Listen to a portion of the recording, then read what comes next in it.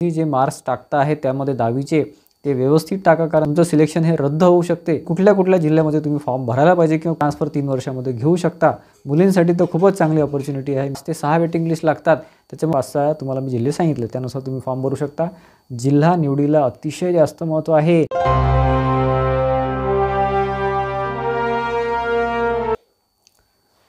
नमस्कार विद्यार्थी मित्रांनो, मी अमोल आगरकर।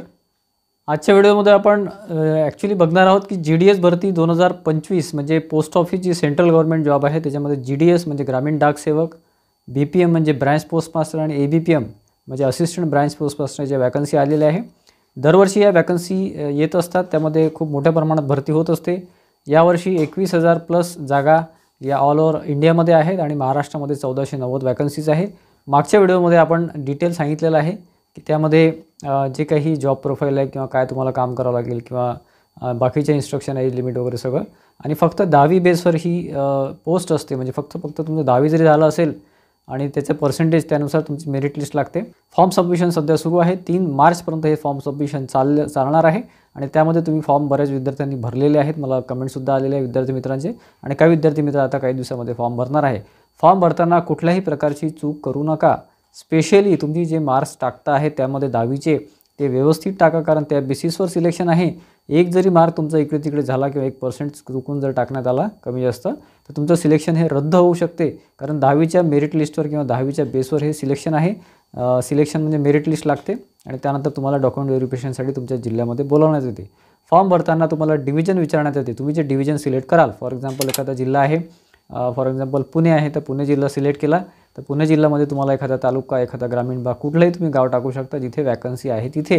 जिथे वॅकन्सी नसेल तिथे तुम्हाला ते नाव दिसणार नाही। कुठल्या जिल्ह्यामध्ये किती जागा आहे त्याच्या रिलेटेडसुद्धा आपण माहिती मागच्या व्हिडिओमध्ये दिलेली आहे, तुम्ही बघू शकता तो व्हिडिओ। लिंक डिस्क्रिप्शन बॉक्समध्ये दिलेली आहे किंवा आपलं चॅनल आहे इंजिनियर मध्ये यूट्यूब चॅनल, त्यावर तुम्ही सर्च करू शकता GDS भरती 2025, ठीक आहे। त्यानुसार तुम्हाला सगळी माहिती मिळून जाईल कुठल्या जिल्ह्यामध्ये फॉर्म भरायचा आहे तो। डिटेल माहिती आपण जिल्हा वाईज दिलेली आहे। त्यामध्ये आजच्या व्हिडिओमध्ये आपण मुख्यत्वे बघणार आहे की कुठल्या जिल्ह्यामध्ये तुम्ही फॉर्म भरायला पाहिजे किंवा कुठे, कारण की जिल्ह्याचं जे सिलेक्शन राहतं, फॉर एक्झाम्पल डिव्हिजन तुम्ही सिलेक्ट केला, फॉर एक्झाम्पल एखादा नागपूर केला, तर नागपूरमध्ये कुठे वॅकन्सी आणि कुठे अप्लाय केलं पाहिजे हा जर तुमचं डिसिजन असते हे अतिशय महत्त्वाचं असतं। त्यावर तुमचं सिलेक्शन डिपेंड असतं। तो जो डिव्हिजन आहे किंवा ते जे तालुका आहे किंवा ते जी पोस्ट आहे, शक्यतो GDS किंवा ABPMला जास्त भर द्या, कारण तिथे थोडी कॉम्पिटिशन कमी राहण्याची शक्यता असते। BPMसाठी प्रत्येकजण अप्लाय करत असते आणि मुलींसाठी सुद्धा अतिशय चांगला जॉब आहे। 12 ते 15,000 सॅलरी आहे, त्यानंतर सॅलरी वाढत राहते। सेंट्रल गव्हर्नमेंटचा, प्युअर सेंट्रल गव्हर्नमेंटचा जॉब आहे, परमनंट जॉब आहे। कुठल्याही प्रकारची निगेटिव्हिटी मनामध्ये ठेवू नका। बऱ्याचशा अफवा असतात की असं आहे तसं आहे, काम खूप आहे। काम खूप नाही आहे, 4 ते 5 तास काम आहे। त्यानंतर तुमचं प्रमोशनसुद्धा 1 ते 2 वर्षामध्ये किंवा 3 वर्षामध्ये प्रमोशनसुद्धा होऊ शकते। आणि त्यानंतर तुम्हाला जो जिल्हा, तुमच्या जिल्हा म्हणा किंवा तालुका म्हणा किंवा तुम्ही जिथे राहत असाल, तुमचं राहतं घर असेल, तिथे सुद्धा तुम्ही ट्रान्सफर 3 वर्षामध्ये घेऊ शकता। मुलींसाठी तर खूपच चांगली अपॉर्च्युनिटी आहे। मुलींसाठी ते बऱ्याचशा गोष्टी कन्सिडर करतात, फॉर एक्झाम्पल ट्रान्सफर लवकर होते किंवा तुम्हाला पोस्टिंग तुमच्या हिशोबाने मिळू शकते। त्याच्यामुळे ही जी काही भरती आहे किंवा ही जी काही 10वी बेसवरची आहे, विदाऊट एक्झाम नाही, इंटरव्ह्यू नाही, काही नाही आणि कुठल्याच प्रकारचा गैरव्यवहार होत नाही। सरळ सिलेक्शन लिस्ट लागते आणि त्यानंतर वेटिंग लिस्टसुद्धा लागतात। वेटिंग लिस्टसुद्धा 5 ते 6 वेटिंग लिस्ट लागतात। त्याच्यामुळे असं समजू नका की आपल्याला 70चा आहे, 75चा आपला नंबर लागेल की नाही लागेल। सरळ फॉर्म भरून द्या, कारण की फक्त ओपन OBCसाठी, जेंट्ससाठी म्हणजे मुलांसाठी किंवा जेंट्स कॅन्डिडेटसाठी फॉर्म आहे 100 रुपये, फॉर्म फी आहे 100 रुपये। बाकी कॅटेगरीजला कुठल्याच कॅटेगरीला फॉर्म फी लागत नाही, फ्री आहे। आणि मुलींसाठी तर कुठल्याच कॅटेगरीला ओपन OBCला सुद्धा फी लागत नाही, लक्षात घ्या। त्याच्यामुळे फ्री ऑफ कॉस्ट आहे असं समजायला काही हरकत नाही। त्याच्यामुळे फॉर्म भरायला काही हरकत नाही, थोडेफार पैसे जातील तुमचे गेले तरी ओपन OBCचे, परंतु तुमचं जर सिलेक्शन झालं एखाद्या 5व्या-6व्या वेटिंग लिस्टमध्ये सुद्धा तुमचं सिलेक्शन होऊ शकते। पुढे जे काही रिझल्ट येणार आहे, रिझल्टची शक्यता बघा 1 ते 2 महिन्यामध्ये किंवा 3 महिन्यामध्ये कधी पण रिझल्ट येऊ शकतो। 2 महिन्यानंतर हा रिझल्ट अपेक्षित आहे। सध्या फेब्रुवारी आहे, एप्रिल किंवा त्याच्या पुढे कधी पण रिझल्ट येऊ शकतो। त्यानंतर एक महिन्यानंतर DV झाल्यानंतर 15 दिवसानंतर वगैरे अशा वेटिंग लिस्ट लागत असतात। वेटिंग लिस्टमध्ये सुद्धा 5-6 लिस्टमध्ये एखाद्या ठिकाणी तुमचा नंबर लागू शकतो। त्याच्यामुळे लाईटली घेऊ नका। डायरेक्ट गव्हर्नमेंट जॉब तुम्हाला 10वीच्या बेसवर मिळत आहे। आता बघा, जिल्हे जे महत्त्वाचे आहेत त्या रिलेटेड मी जास्त माहिती तुम्हाला द्यायचा प्रयत्न करतो। तुम्ही फॉर्म भरला असेल तर ठीक आहे, नसेल भरला तर तुम्ही या रिलेटेड तुमची माहिती जे काय तुमच्याकडे ठेवा आणि त्यानुसार तुम्ही फॉर्म भरू शकता, ठीक आहे। तर बघा मित्रांनो, जिल्हे इथे 40 दिलेले आहे। 40 जिल्ह्यामध्ये यांनी वॅकन्सीज दिलेल्या आहेत। त्याच्यामध्ये रत्नागिरीमध्ये 94 वॅकन्सीज आहे, बऱ्यापैकी वॅकन्सीज आहे। त्यानंतर बघा तुमच्या रायगडमध्ये 80 वॅकन्सीज आहे आणि त्यानंतर तुमचं चंद्रपूरमध्ये 147 वॅकन्सी आहे. इथे जास्त वॅकन्सी आहे, त्याच्यामुळे बरेचसे विद्यार्थी ज्यांना आपला जिल्हा सोडायचा आहे त्यांच्यासाठी इथे चांगली संधी आहे. फॉर एक्झाम्पल तुम्ही नाशिकचे असाल, तुम्हाला गडचिरोलीला जायची म्हणजे काही जणांना कसं असते किंवा जॉब भेटला पाहिजे त्यासाठी ते बिचारे कुठे अप्लाय करतात आणि त्यानंतर 3 वर्षानंतर चंद्रपूरहून तुम्ही नाशिकला ट्रान्सफर घेऊ शकता, डेफिनेटली घेऊ शकता. त्याच्यामुळे तो विचार करू नका. पण तो सिलेक्शन झालं पाहिजे असं वाटत असेल तर चंद्रपूर एक आहे. चंद्रपूरमध्ये फॉर्मसुद्धा जास्त येतात ऑब्व्हियसली, परंतु तरी चंद्रपूर तुम्ही ऑप्शन टाकू शकता किंवा तो जिल्हा तुम्ही डिव्हिजन निवडू शकता. कारण डिव्हिजन तुम्हाला एकच निवडता येते, त्याच्यामध्ये तुम्ही 10, 15, 20 जेवढे वाटेल तेवढे ऑप्शन गाव किंवा तालुक्याला देऊ शकता. परंतु डिव्हिजन म्हणजे जिल्हा तुम्हाला एकच निवडावा लागतो. फॉर एक्झाम्पल तुम्ही इथे चंद्रपूर निवडू शकता किंवा रायगड किंवा रत्नागिरी किंवा यवतमाळलासुद्धा, विदर्भातले असाल तर यवतमाळलासुद्धा चंद्रपूरसोबतच यवतमाळलासुद्धा तुम्हाला चांगली संधी आहे. 67 म्हणजे 67 जागा आहे. ठीक आहे. आता मला ज्या दृष्टीने वाटते त्या दृष्टीने मी तुम्हाला सांगतो. आता बघा, इथे तुम्हाला अमरावतीला 62 जागा आहेत, बऱ्यापैकी जागा आहेत. जे विद्यार्थी विदर्भातले असतील, नागपूर अमरावतीत असतील त्यांनी इथे अप्लाय करायला काही हरकत नाही. अमरावतीमध्ये 62 जागा आहे.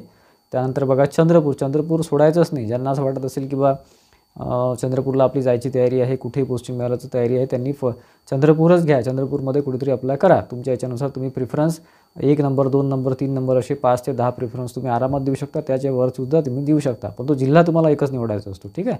अमरावती, चंद्रपूर, त्यानंतर तुमचं बघा नागपूर ग्रामीण हे सुद्धा तुम्ही निवडू शकता. त्यानंतर बघा रायगड, जे रत्नागिरी किंवा कोकण साईडचे आहे त्यांना रायगड वगैरे थोडंसं बऱ्यापैकी पडते. ठीक आहे.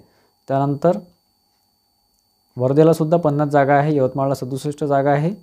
त्यानंतर रत्नागिरीला आणि सांगलीलासुद्धा 55 जागा आहे. ठीक आहे. आणि जळगावला 37 जागा आहे. रत्नागिरी 94 जागा आहे. ठीक आहे. हे 5-6 तुम्हाला मी जिल्हे सांगितले, त्यानुसार तुम्ही फॉर्म भरू शकता.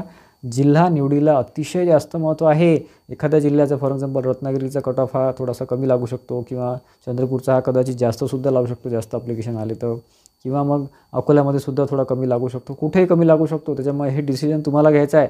एखादा कॅन्डिडेट म्हणतो की नाही मला आपल्याच नेटिव्ह प्लेसमध्ये पाहिजे, फॉर एक्झाम्पल अमरावतीचं आहे तर अमरावतीचं पोस्टिंग पाहिजे, त्यांनी बिंदास अमरावतीमध्ये फॉर्म भरा, काही हरकत नाही. पण तू ज्याची इच्छा आहे की नाही आपलं कमी पर्सेंटवर आहे, पर्सेंटेज कमी आहे, 75, 80 आहे, 85 आहे, तर तुम्हाला दुसऱ्या ठिकाणी जायची, जॉब मिळाला की 3 वर्षांत ट्रान्सफर तुम्ही करू शकता. ठीक आहे.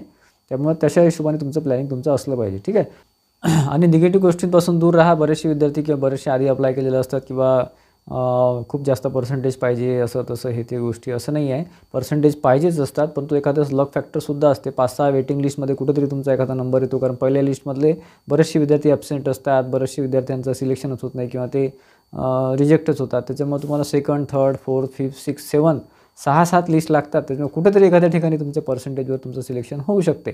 त्याच्यामुळे मनात असं टेन्शन ठेवू नका किंवा निगेटिव्ह गोष्टी ठेवू नका की आता मला 70च आहे, 75च आहे. 70च्या खाली असेल तर खूप जास्त म्हणजे खूप कमी शक्यता आहे, परंतु थोडंफार तिथे रिझर्वेशन हे ते असेल तर थोडंफार चान्सेस आहे, असं नाही किंवा चान्सेसच नाही आहे. आणि मुलींसाठी वगैरे फार उत्तम जॉब आहे, खूप चांगला जॉब आहे. फक्त 4 ते 5 तास काम राहते आणि बाकी तुमचं प्रमोशन वगैरे झालं तर 1-2 तासातच तुमचं काम दिवसभराचं होऊ शकते. आणि सुट्ट्यासुद्धा मिळतात, सगळ्या सुट्ट्या मिळतात. गव्हर्नमेंटच्या सुट्ट्या मिळतात. सुरुवातीला 14-15 हजार पगार मिळतो, त्यानंतर तो वाढून 25-30 पर्यंतसुद्धा जातो 2-3 वर्षामध्ये. ठीक आहे. त्यामुळे विद्यार्थी मित्रांनो, ही संधी सोडू नका. दरवर्षी ही संधी येत असते. यावेळी थोडी फक्त कम्पॅरेटिव्हली यावर्षी जागा थोडा कमी आहे, परंतु बऱ्यापैकी संधी आहे. ठीक आहे. 3 तारीख लास्ट डेट आहे, 3 मार्च लास्ट डेट आहे. त्याआधी फॉर्म भरा. फॉर्म चुकवू नका. परत एकदा सांगतो, फॉर्म चुकवू नका. मार्क्स व्यवस्थित भरा, त्या बेसिसवर तुमचं सिलेक्शन आहे. कॅटेगरी व्यवस्थित भरा आणि जिल्हे व्यवस्थित भरा किंवा जिल्हा व्यवस्थित भरा. त्यानंतर तुमचा तालुका, जिल्हे वगैरे तुम्ही हे करू शकता. जिल्हा निवडीला अतिशय जास्त महत्त्व आहे. त्याचा व्हिडिओ आपण याआधीसुद्धा दिलेला आहे. तुम्हाला कोणत्या जिल्ह्यात किती वॅकन्सी आहे ते माहीत नसेल, याआधीचा व्हिडिओ आपला बघा, त्यामध्ये आपण ती डिटेल्स सांगितलेलं आहे. ठीक आहे.